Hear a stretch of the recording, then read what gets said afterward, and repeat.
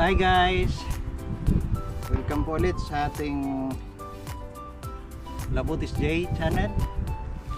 Ngayon magtatanim tayo ng dragon fruit dito sa bundok ng Kipsaili dito sa Athens, Greece. Ito guys, yan na, may signature na natin Labutis J. Hindi nila manakaw yan dahil mayroon tayong pangalan yan. Sabihin nila balang araw na kanila tanim yan. Sa ating tanim yan. Yan, may pangalan na yan. So yan guys, tanim na natin siya. Subukan lang natin kung mabubuhay siya dito. Sana hindi siya mamatay. Ayan, dito natin siya itanim. Hinalo namin siya sa, tinabi namin pala siya sa cactus din na nabubuhay dito sa bundok ng Greece. Ito kasi guys, nabubuhay siya dito na sa batuhan. Itong sinasabing matinding pangangailangan to guys, at delikado talaga yan, matinik siya.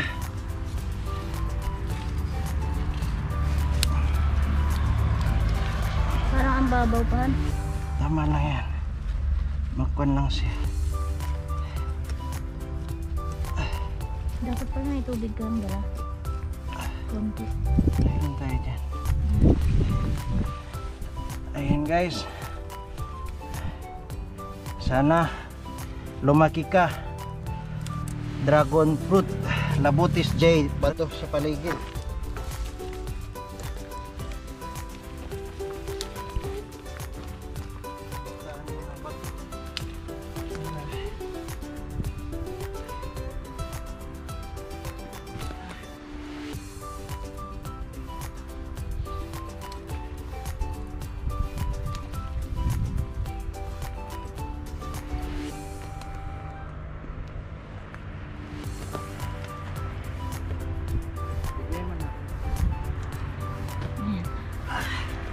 Yan guys, ito lagay natin dito sa puno niya para suporta niya, hindi siya matumba. Yan. Parang paano siya anuhan na anuhan na siya niyan. Ayan mo siya, tutubo yan pusa. Ang galing siya. Basta. So yan guys, may dala tayong tubig dito. Dali.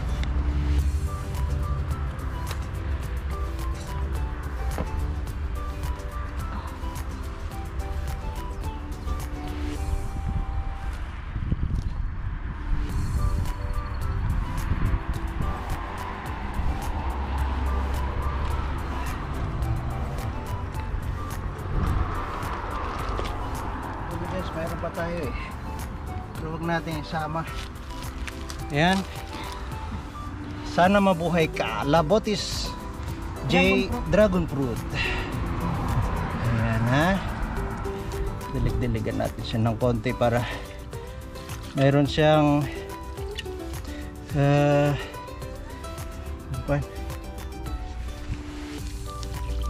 ayan, konti lang kasi mayroon pa tayong ibang itanim. Doon natin sa kabila. Ayan, ayan. Pero kunyari lilim niya pa. Paano siya makaakyat? Gaganin na. Ay, siguro na kuniti. Adventure planting guys. Ay, laki-laki na. Doon pa ulit sa taas banda.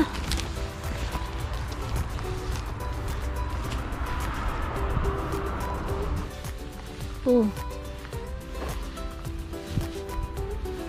Sa puno mismo siya na.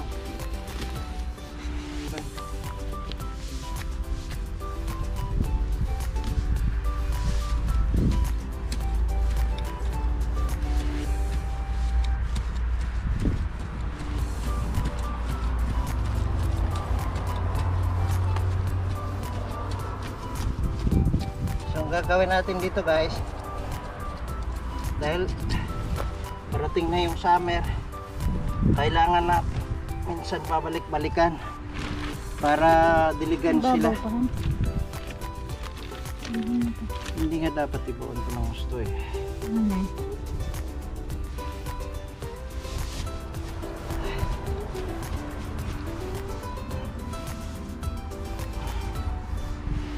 Para diligan natin ulit siya. Dahil wala talagang tubig dito. Sabi na natin to. Itong pinutol natin. Ito yung kaputol niya. Putol ng isang awit. So yan guys. Ito para meron siyang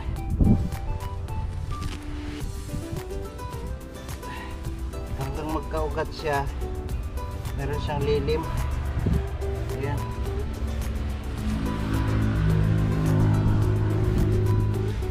Pinabunan mo na yung maliit. Tiras.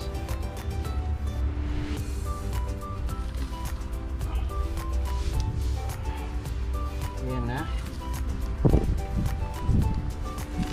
Habang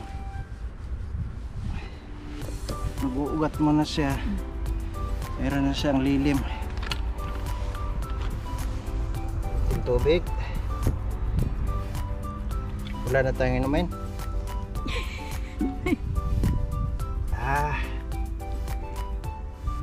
Mayroon ka pa bang itatanim? Wala na? Wala na. Ah.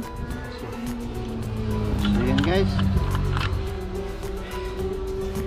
So proceed na tayo sa isang episode natin. Ang succulent planting. Tapos aloe vera. May aloe vera na tayo napulot nung kanina. Tapos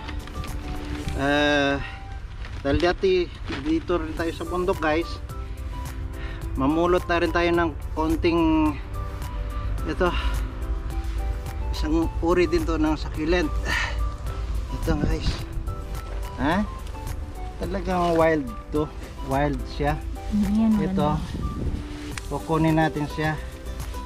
Total maliit lang. Mayroon naman dito marami guys. Ito bubunga pa yan, kaya huwag kayong mag-alala. Bubunga pa yan. Oh. Oh, halos nakadikit na lang siya sa bato guys. Oh. Bato talaga yun. Oh, paano siya nabuhay? Oh, ang galing naman ito. Itong tinatawag na Wild ayan. pan talaga. Ito paano? Wild plant. At tingnan naman ninyo kung saan siya nabuhay. Huwag masyadong focus yan. So, ayan guys. Ito po. Tama na yan.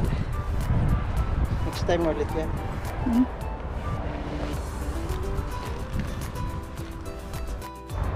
So, ayan guys. Ayun, magtatanim tayo dito sa bundok. Sa bundok talaga. Sa batuhan. Tatanim tayo. Adventure planting to guys. Yan, ipaon tayong lupa para tanim natin, hindi na tayo kukuha dito. Yan. Lagyan natin ng kunting lupa dito para taniman na tayo kaagad. Okay, guys, ito yung mga bato-bato na pulot natin kanina. Pwesto na natin.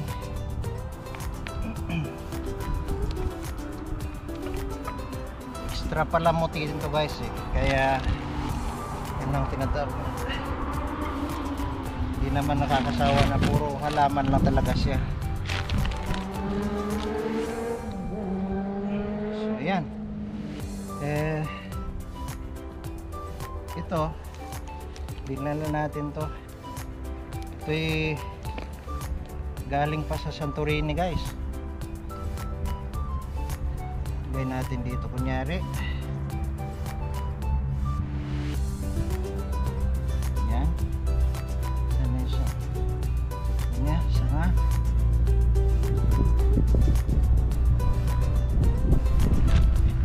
So, lagyan natin sa lupa.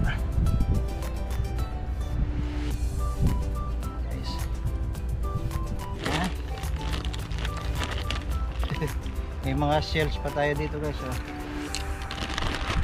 Kaya yan. Tapos itong kinuha natin doon kanina, yung sa katabi ng natin, tinaniman ng dragon fruit. Ganyan natin siya guys. Kunyari pa artist siya. Yan. Yan. Lupa-lupa.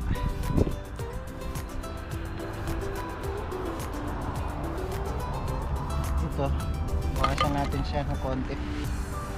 Sobrang na to eh. Ayan. Guys.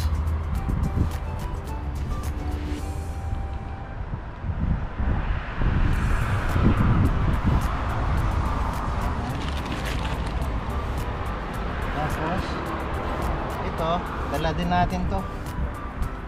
Galing to sa bahay. Binili ko yan. Dito natin siya ilagay. Dito kunyari sa gilid ng bato na to.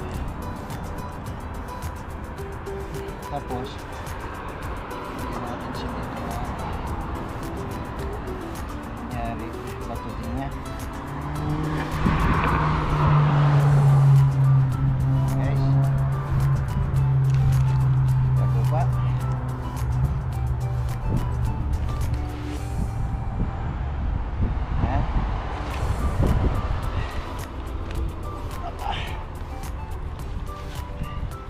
Mahirap guys, mahirap ang posisyon ko. Tapos pinapulot din tayong aloe vera to guys.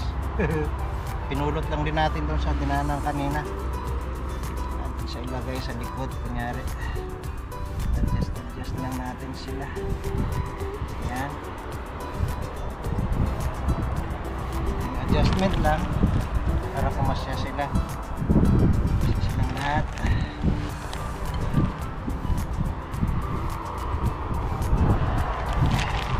Lumalaki ito guys, pero dahil maliit lang yung kanya,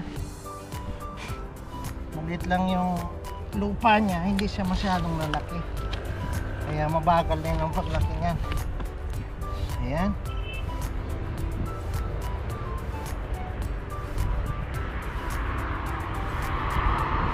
Guys, ito galing dito sa Santorini.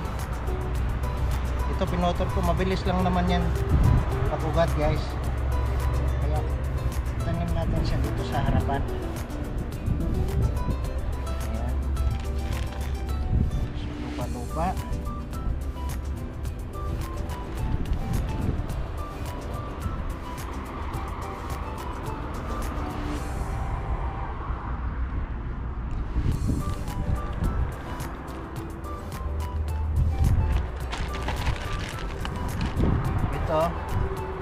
Tanggal natin, ilagay na rin natin dito kunyari kanya sayang din eh, putol na natin siya eh.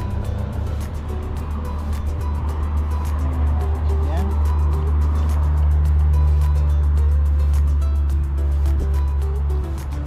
Meron pa tayo dito konti. Patayo.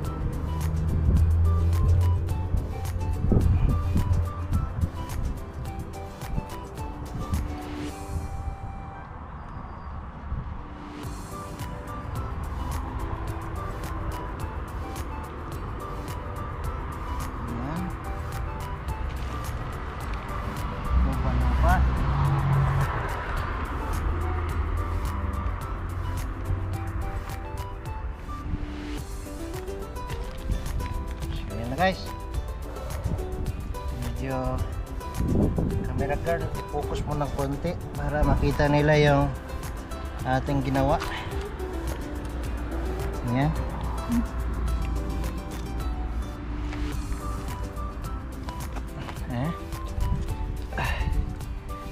Ito ayos na yan. Dito natin siya konti para makita ninyo na maayos.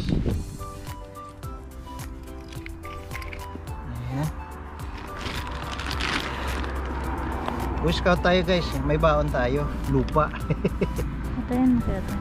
Ha? Parang ano ka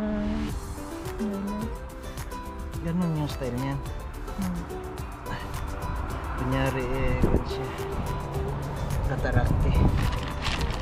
Dax.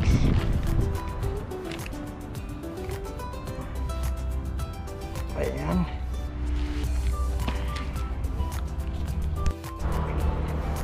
So ayan guys. Ito na yung finished product natin. Ayan. Lagay tayo ng konting bato-bato pa dito sa paligid niya. Ayan. Ayan na. Sagana tayo sa bato na yan dito guys. Ayan. Ito. Kunyari dati natin dito. Ayan.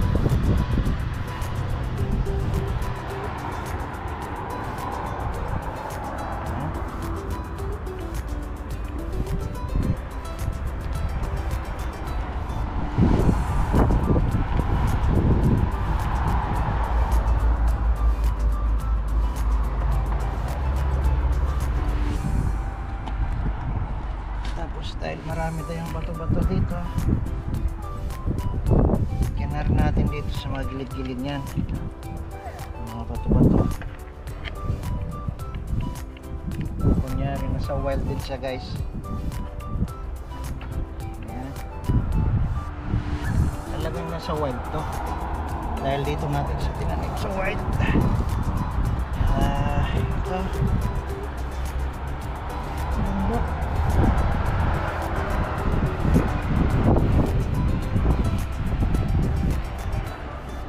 Lagyan natin sila maliliit na bato dito.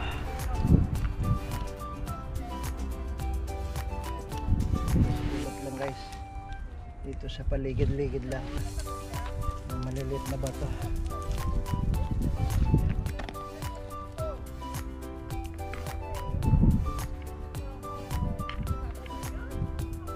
Ayan.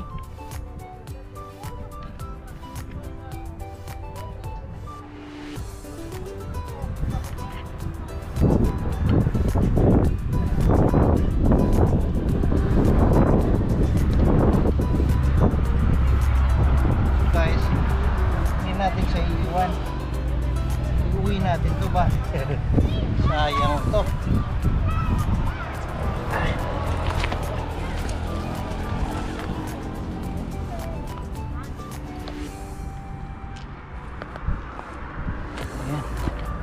Ayan. So, ayan guys. Ano sa tingin ninyo? Kaya kung nagustuhan ninyo tong video na to, sana hit na lang ninyo yung like at bell icon dyan, at please subscribe na rin para gaganahan pa rin tayo mag vlog in the future. So yan na guys, ito na yung finished product natin. Planting in the wild.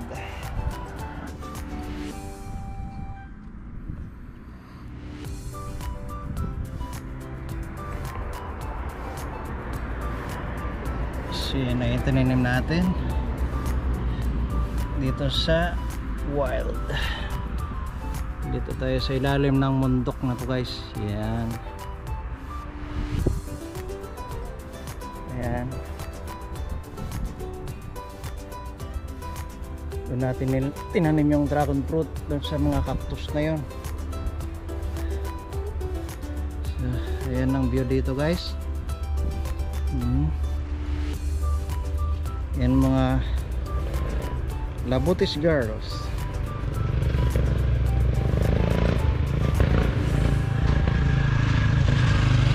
So yan, nakikita nyo na guys doon sa unahan na yon, Acropolis.